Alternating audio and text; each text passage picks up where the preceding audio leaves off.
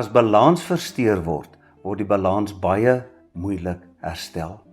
Kyk nou maar na 'n seismograaf. 'n Seismograaf het 'n pendulum wat in balans hang, maar sodra daar 'n aardbewing is, dan is daar 'n versteuring en dan word die balans van die pendulum versteur, wat vir ons wys daar's probleme. 'n Horlosie.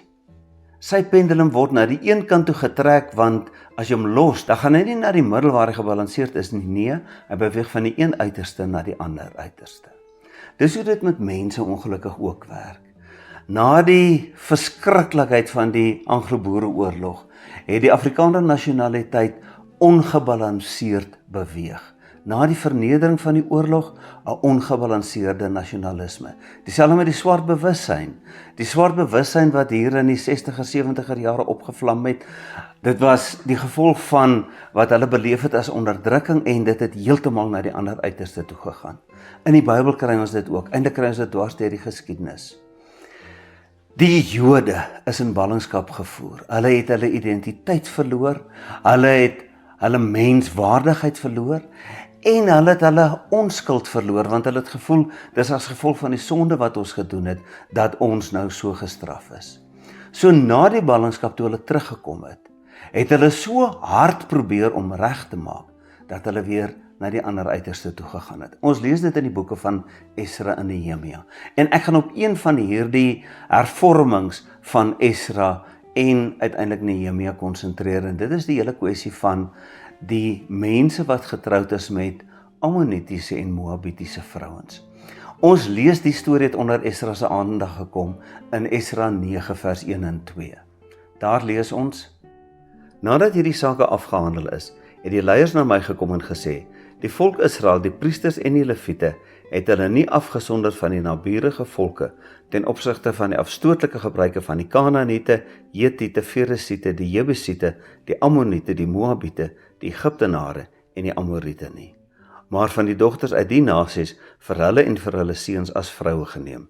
So het die heilige saad vermeng geraak met die naburige volke. Die leiers en die gesagsdraers het die voortou geneem met hierdie ontrouheid. Wat gebeur het is die volgende. In die tyd van die ballingskap is baie van die meisies, van die meisies is vermoor en ander is in ballingskap weggevoer.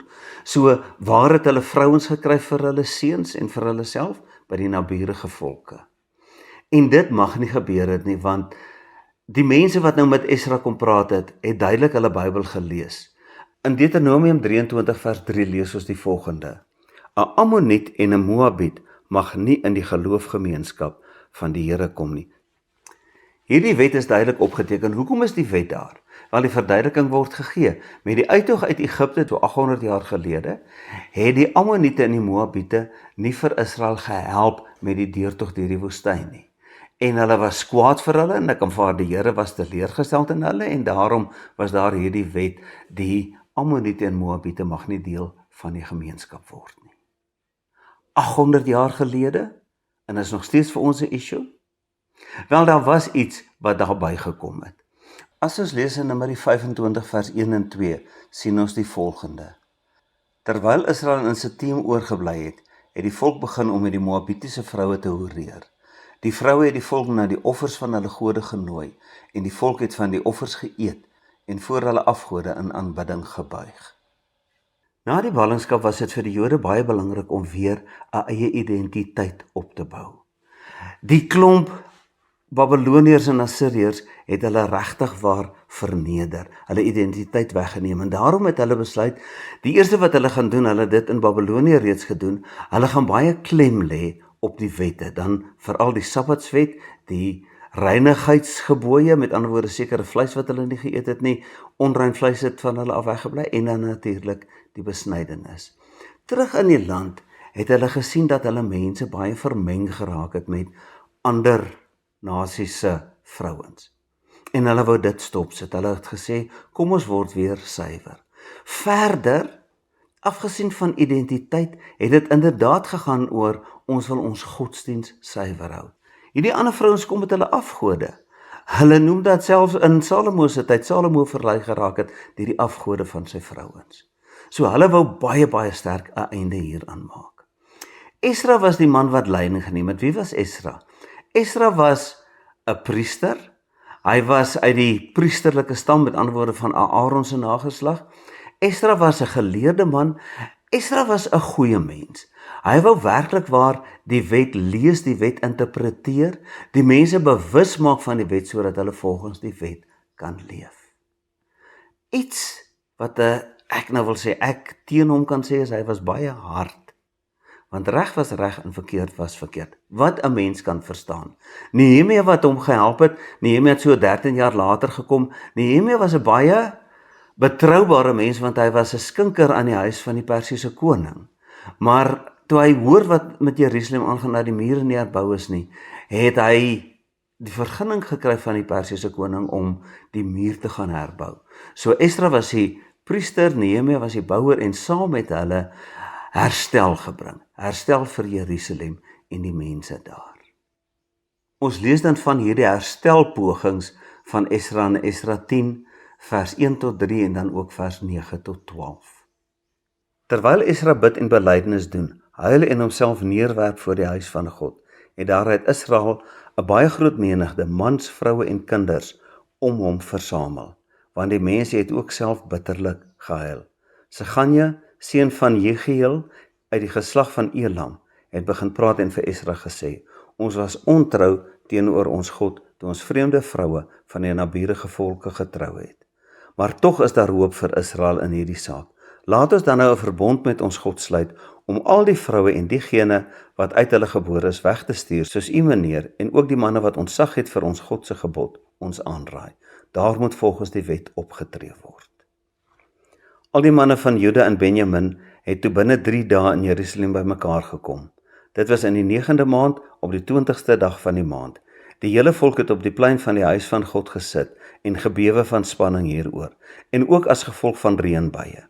Esdra die priester het opgestaan en vir hulle gesê, julle was ontrou toe julle met vreemde vroue getrou het. Dit het daartoe bygedra om die skuld van Israel te vergroot. Daarom, doen nou belydenis voor die Here, die God van julle voorgeslagte. Doen sy wil en skei julle af van die naburige volke en doen afstand van die vreemde vroue. Toe het die hele gemeenskap hardop geantwoord, ja, ons is verplig om te doen wat u sê. Nou wil ek vir jou sê, ek was nog nooit 'n groot aanhanger, 'n fan van Esdra en Nehemia nie. Wat hulle hier doen is iets prysenswaardig. Sê wie? Ja, hulle bedoelings was regtig waar goed. Hulle het die wet gelees en hulle wou doen wat die wet vra. Maar dis belangrik. 'n Wet is daar met 'n doel. Hoekom was hulle verbied om met Moabiete en Ammoniete te trou? 2 redes. Die een rede is iets wat 800 jaar gelede gebeur het. Regtig, ons kan dit nou maar verwerk en daaroor kom. Die ander is die werklike probleem van afgoderry. Die vrouens, die ma in die huise godsdiens, is die godsdiens wat geld. So, dit kan 'n mens verstaan. Maar dink mooi wat hier gebeur het. Van die Joodse skrywers het eeue later gesê, sedert die dae van Esdra het die kinders van die uitgestotenis die strate van Jerusalem gevul. Dink nou 'n bietjie prakties van wat gebeur het. Eintlik moet ons net die Nuwe Testament lees, en van die dinge wat Jesus teëgekom het, stam direk vanuit hierdie hervormings van Esdra en Nehemia. Daar is nou 'n Joodse man, hy het in onkunde getrou met 'n Moabitiese vrou, hy is baie lief vir haar. Sy het haar mense verlaat, want dit was die gebruik daartyd dat 'n vrou by die man se mense gaan bly, en hulle het, kom ons sê, 3 kinders. Nou besef hy, ek moes dit nooit gedoen het nie. Nou wil hy regmaak. Wat gaan hy nou doen? Hy gaan nou afstand doen van die vrou en die kinders. Met ander woorde, hy gaan skei. Hy gaan skei, en wat gaan van die vrou word? Sy kan nie teruggaan na haar familie toe nie, want sy het hulle verlaat om 'n Jodin te word. Sy gaan nie 'n ander man kry nie, want al die mans los nou ewe skielik hulle vrouens. Hulle nie Joodse vrouens en hulle, kom ons sê, half Joodse kinders. Wat gaan van daai vrouens word? Dit is, as 'n mens nou logies gaan dink, waar die probleem van prostitusie in Jerusalem, later ook Judea en Galilea, sy begin gehad het. Hierdie vrouens is letterlik op die straat gegooi, met hulle kinders. Wat se werk kon hulle doen? Die enigste was om hulle self te verhuur. Voor hierdie tyd het jy Kanaanitiese tempelprostitusie gehad. Dit was afgoderry, maar hier was die geval van dat die mense prostituie geword het, bloot om te kan sorg vir hulle kinders. Dis hier waar die probleem van straatkinders vandaan kom. Dis hier waar die ander probleem vandaan kom, dat die Jode hulle gesien het as beter as ander. Hulle was anders as die ander, maar hulle was nie beter nie. Wat het Jesus teëgekom? Klomp prostituie. Hy word daarvan beskuldig dat hy met tollenaars en prostituie geëet het. Dit was inderdaad so, want daar was hierdie mense wat totaal uitgeworpenes was. Jesus het kindertjies geseën, 'n klomp van hulle 10-1 straatkinders. Hier het dit sy oorsprong gehad. Verder, Jesus het gesê hy het gekom om die wet en profete te vervul. Daar sal nie 'n jota of 'n titel van die wet verbygaan voordat sy woorde nie waar geword het nie. Maar dit is vir Jesus gegaan nie oor die letter van die wet nie. Dis die probleem. Sedert Esra se tyd het die mense so gestel daarop geraak dat hulle God se gebod nie wil oortree nie, dat hulle letterlik die letter van die wet gevolg het. En dit het tot absurditeite gelei. Soos om jou vrou en kinders net so te los en aan te gaan met jou lewe. Baie van die mense in Jerusalem was nie gelukkig daarmee nie. Die persoon wat die boek Maleagi geskryf het gesê, is dit dan nou reg? God sien wat julle doen. God het die man en vrou een gemaak en nou skielik skei julle van mekaar. As ek nou moet sê, wat sou die, kom ek gebruik in aanhalingstekens, die grootste sonde wees?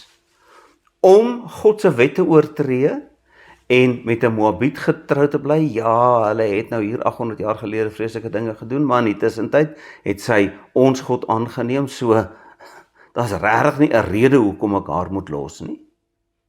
Of om my vrou en kinders op straat te sit en niks verder vir hulle te voel nie. Ek sou dit nie kon gedoen het nie. Ek sou dit nie kon reggekry het om te sê, hoor hier, jammer, julle gaan op straat sit, ek voel niks vir julle nie. Die ergste was, die Moabiete en die Ammoniete en selfs die Edomiete was nie 'n ander ras of 'n nasie nie. Hulle almal stam uit Abraham se familie. Die Edomiete van Esau af en die Ammoniete en die Moabiete van Lot, Abraham se neef af. So dis nie soos 'n ander ras nie, dis mense wat ander gode gedien het en daarom moes hulle nie met hulle trou nie, terwille van die ander gode. En as 'n Moabitiese vrou nou bereid was om God aan te neem, jammer, ons mag nie trou met Moabiete en Ammoniete nie. Iemand in Jerusalem het na hierdie hervormings van Esra en Nehemia gekyk. Hy het gesien hierdie arme vrouens op straat, hierdie kinders wat huil, want hulle pa wil niks meer met hulle te doen hê nie. En hy het iets uit die geskiedenis onthou en dit het hom gedwing om 'n boek te skryf. 'n Boek met die naam Rut.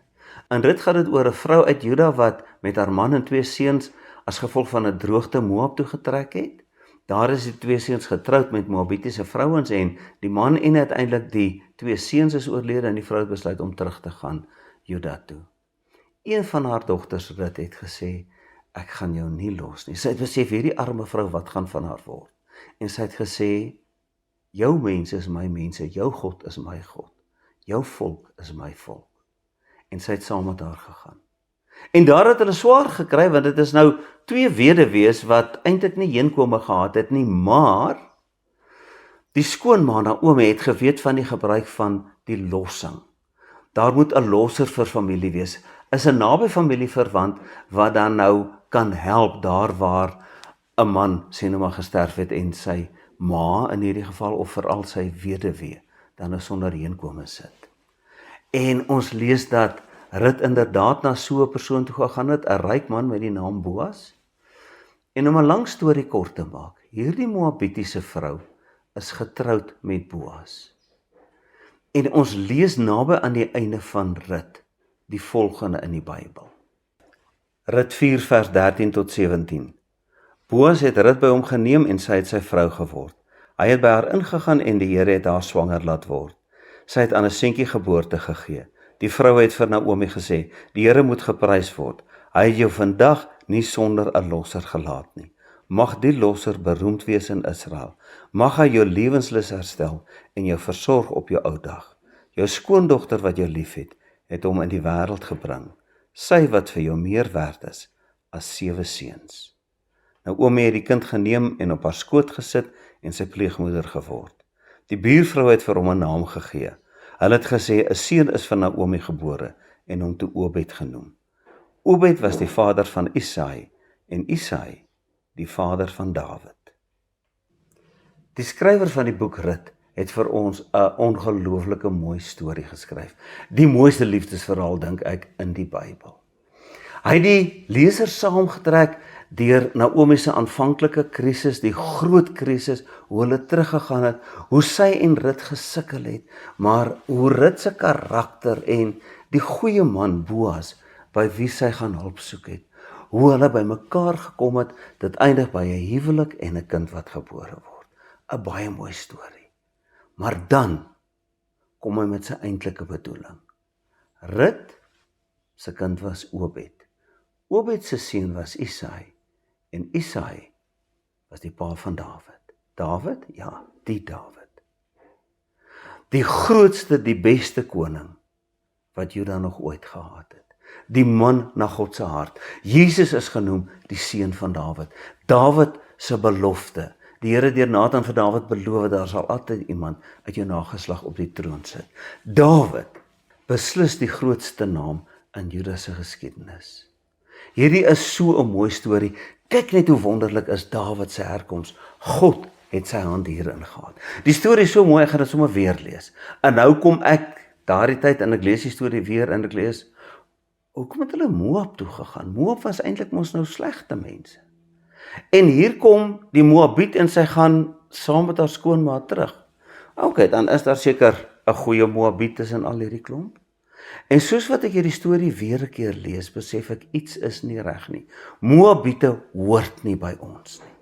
En as ek dan die einde lees, dan vat ek my hare saam en ek sê, nee, dit kan nie wees nie.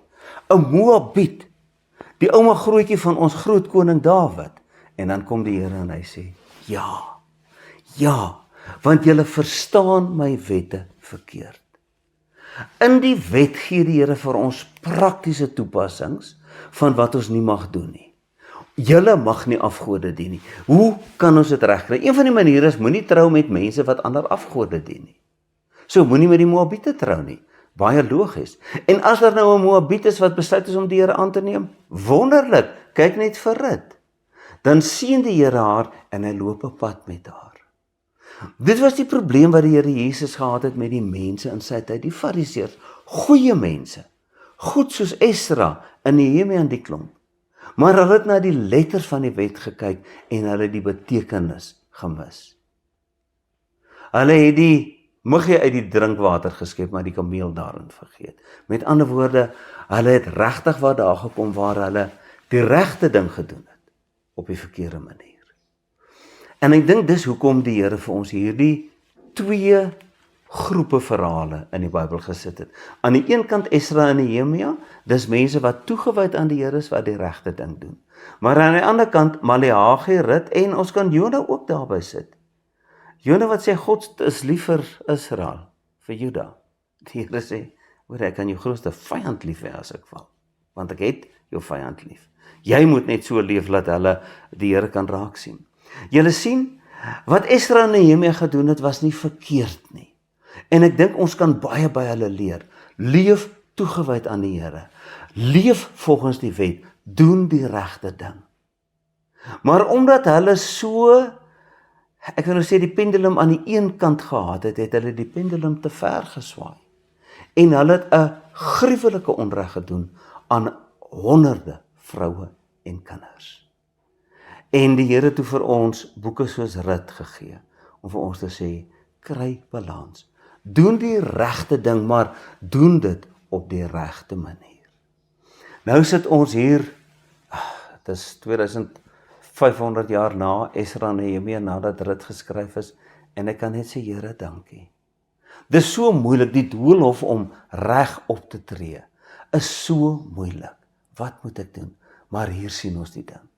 Esra en Nehemia wat gesê het, ons wil ons identiteit as volk van God herstel. Wonderlik doen dit. Esra en Nehemia wat gesê het, ons wil leef volgens dit wat ons in die wet lees. Doen dit. Maar dit wat sê, maar lees mooi na wat die wet sê. Moenie een wet uithaal en die gebod van naaste liefde, die gebod van respek, moenie dit vergeet nie. Moenie vergeet dat die belangrikste is, die toets van alles wat jy doen is, getuig dit van liefde vir God en liefde vir jou medemens. Die toets wat ek moet aanlê is, as iemand anders dit aan my gedoen het, hoe sou ek daaroor gevoel het? Sou ek goed gevoel het? Doen dit dan. Ons is so bevoorreg dat ons die wonderlike Bybel het. As iemand nou na jou toe gekom het en gesê het, leef volgens die wet, maar verstaan waaroor dit gaan. Ek het dit al honderde kere gesê.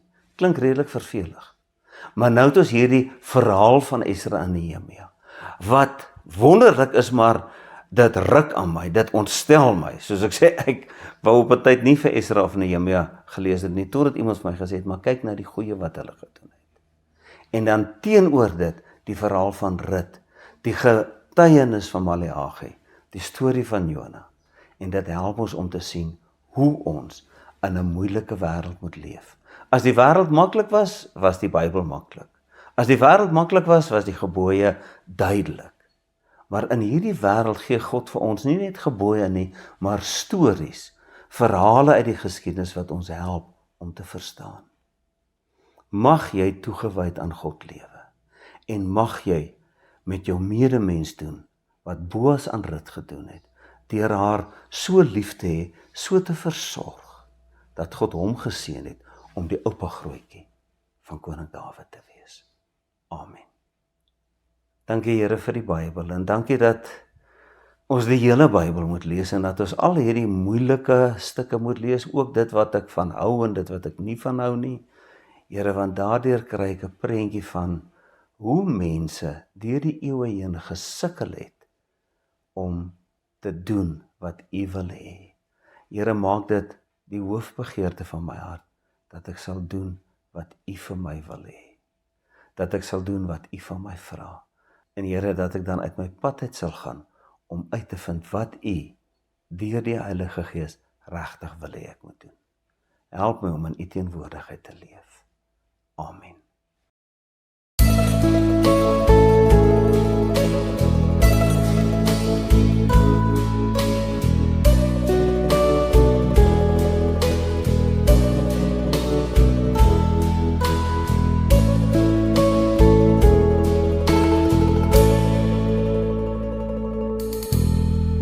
Laat Heer U vrede deur my vloei. Waar haat is, laat ek daar U liefde bring. Laat ek in pyn en smart vertroostend wees en krag gee deur geloof in U, o Heer. O Heer, help my om altyd so te leef, om ander hoër as myself te ag, ja, om lief te hê, ander bo myself, en ook eerder te gee as te verwag. Laat Heer U vrede deur my vloei, en laat ek hoop gee waar daar twyfel is. Ek wil U lig in duisternis laat skyn, laat ware vreugde altyd uit my straal. O Heer, help my om altyd so te leef, om ander hoër as myself te ag, ja, om lief te hê, ander bo myself, en ook eerder te gee as te verwag. Laat Heer U vrede deur my vloei, leer my om ook soos U te kan vergeef, maak my bereid om aan myself te staan,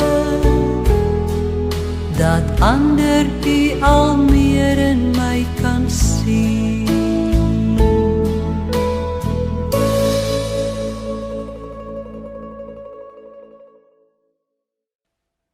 Die genade van ons Here Jesus Christus, die liefde van God die Vader en die gemeenskap met die Heilige Gees is en bly by elkeen van julle. Amen.